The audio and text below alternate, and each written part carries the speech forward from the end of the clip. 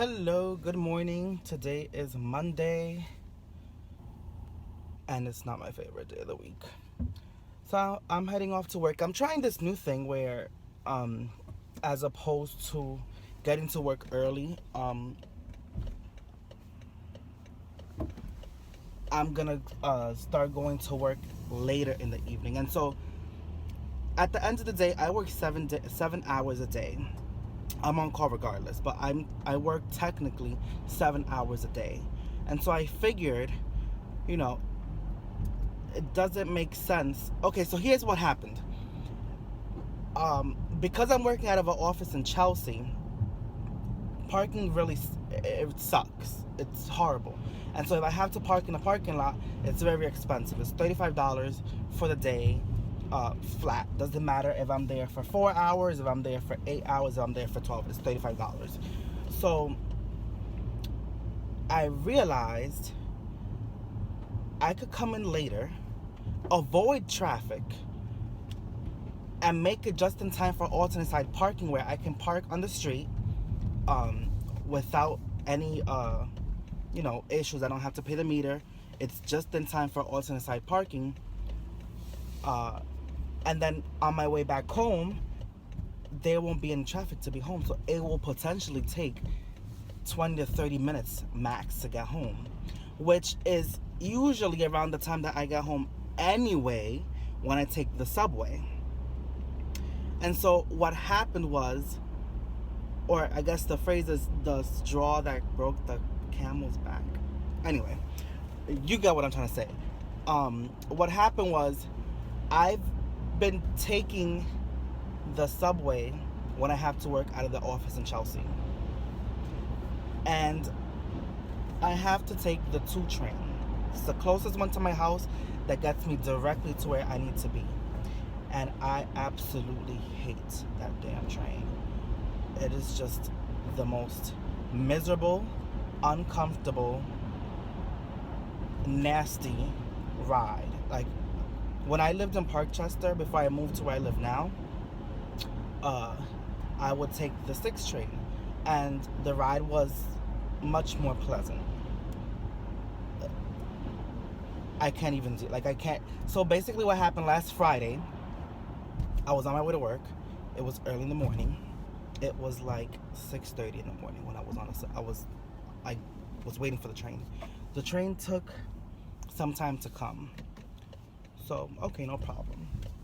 When it came, it was pretty crowded. Anyway, someone got on a Prospect, and I hear them say to someone in Spanish, "Can you move up?" or "Can you move in?"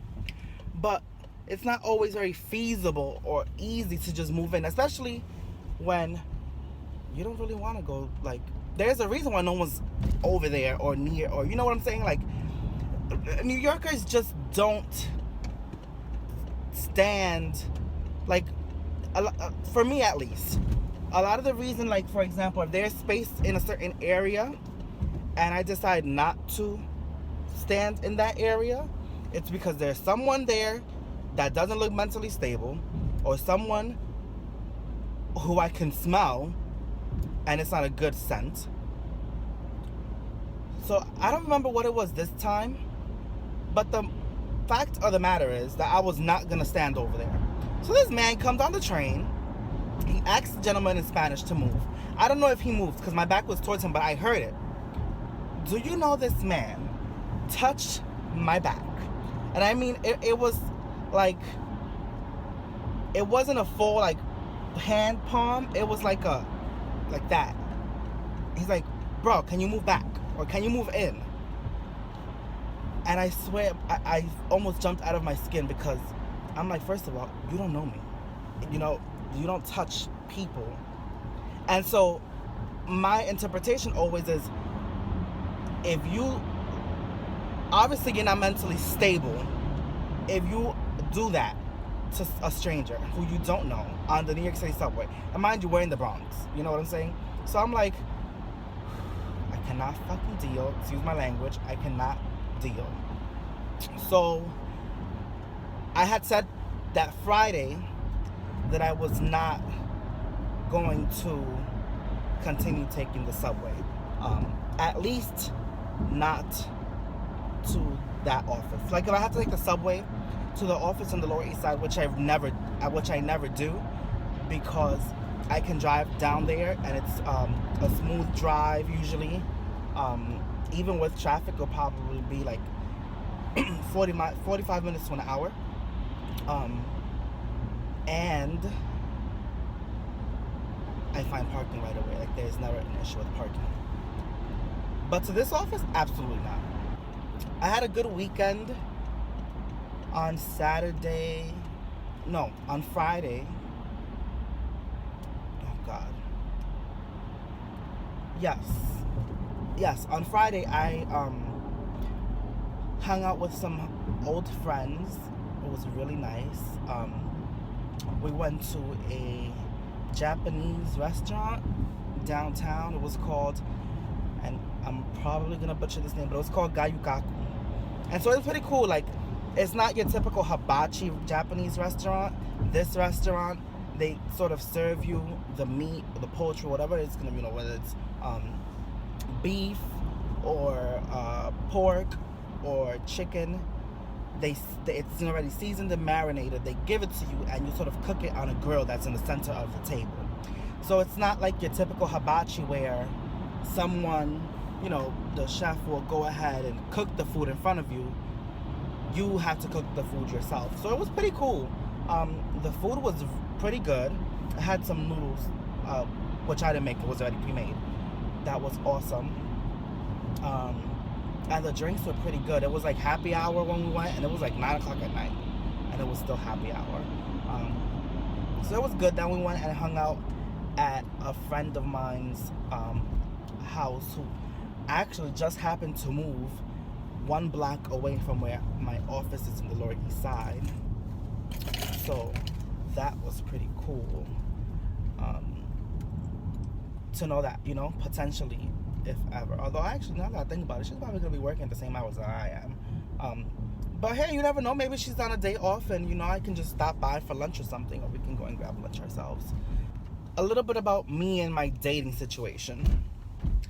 There is no dating situation right now. I'm not dating anyone.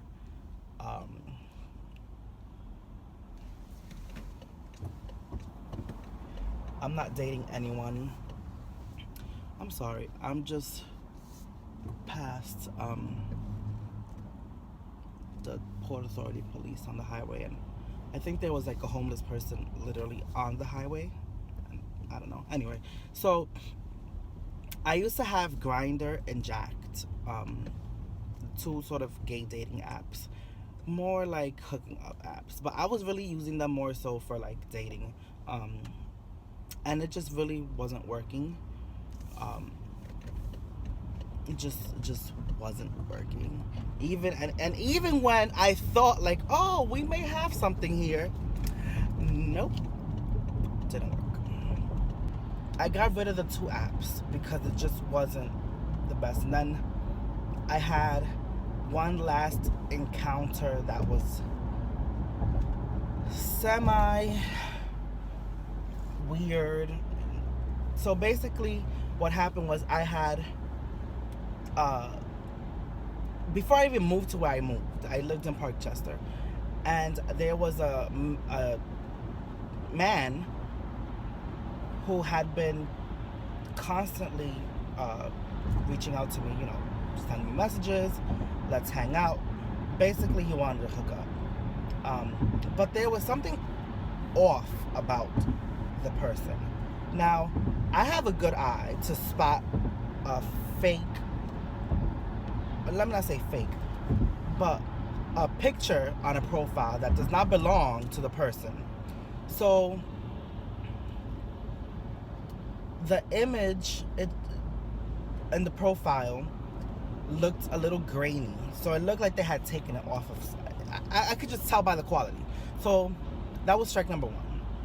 Strike number 2 was that this person sort of was not open to sending more pictures. And I'm sorry, I like to see a good 5 pictures because I need to know what you look like. And even sometimes with the 5 pictures sometimes are not recent. Maybe someone has lost significant weight. Maybe someone has gained significant weight from the picture. So it's not always the best confirmation, but it's the best that you can possibly get, you know, on this social media platform, I guess is what it would be called. So the guy was like, oh, I'm not, you know, like, I'm not sending you pictures of me. And I'm like, well, then bye, you know. I don't know what else you would want from me. Oh, goodness. So that sort of ended. I decided, you know what, after much failed attempts or much failed situations, I need to just let it go. And I have been like watching other YouTubers who have been trying out other apps that are more geared towards dating. So I downloaded those. So I have, which I had before though, I had OKC, which is OkCupid, and I just downloaded Tinder. So I'm still getting the hang of Tinder, but I had like a not very pleasant conversation yesterday with someone. It really just irked my damn nerve because the person, so I didn't hit this person up because I found them attractive. Their profile was like, oh, you know, hit me up, let's chat, whatever. And I'm like, you know what, why not? You know, he seems like a pretty cool person from the profile. Now keep in mind that I just got the profile the same day of, so I had not really built my profile, and the pictures that were on Tinder were taken from my Facebook page because I linked the two. So we're talking, and the guy just seemed very pompous, like, and I guarantee you I was not intimidated by his language, you know, because he was using very big words, which I understood what he was saying, but I'm like, this is not an interview. You don't, like, bring it down a notch, you know. So I was just trying to, like, you know, get some information from him, and so he's like, oh, what do you do? So I told him what I do, and I, you know, he says, his response is, oh, you're giving me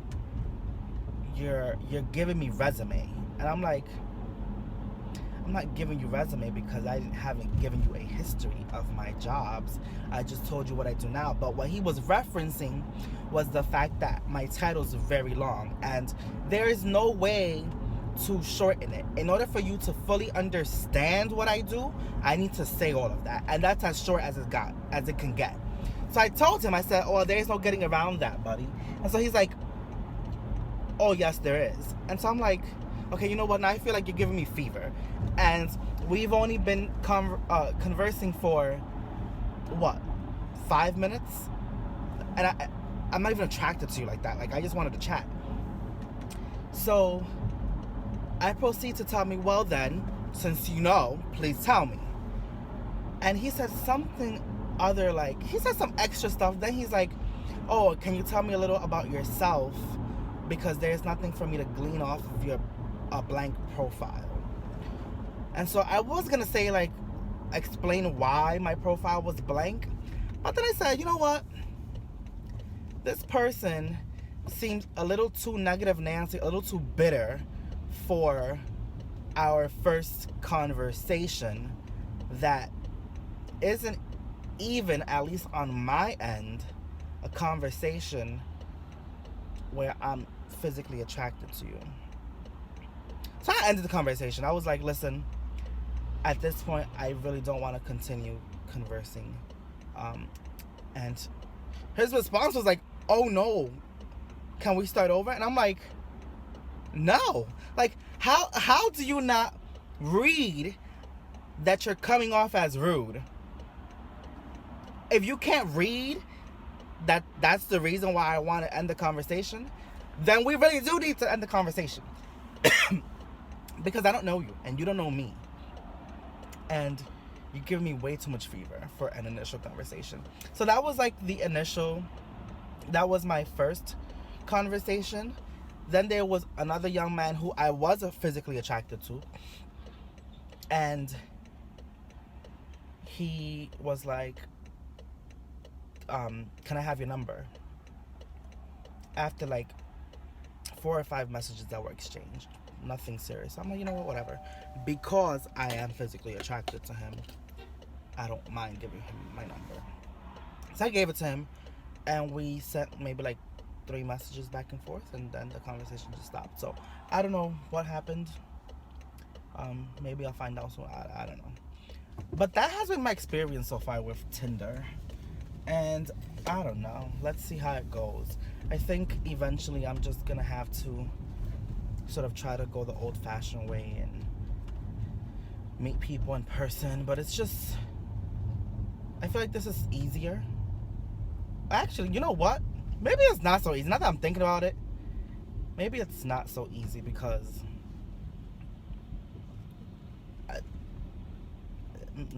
I don't actually, now that I'm really thinking about it, it doesn't seem to be easy. But I feel like it removes the effort from having to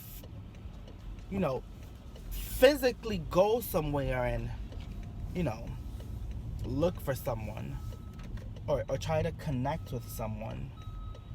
And it's like, damn well, that's the reason why you're going to the bar in the first place. Yes, you're going to have a drink, but you want to meet someone, At least for me, at my age, I've been single now for close to 3 years.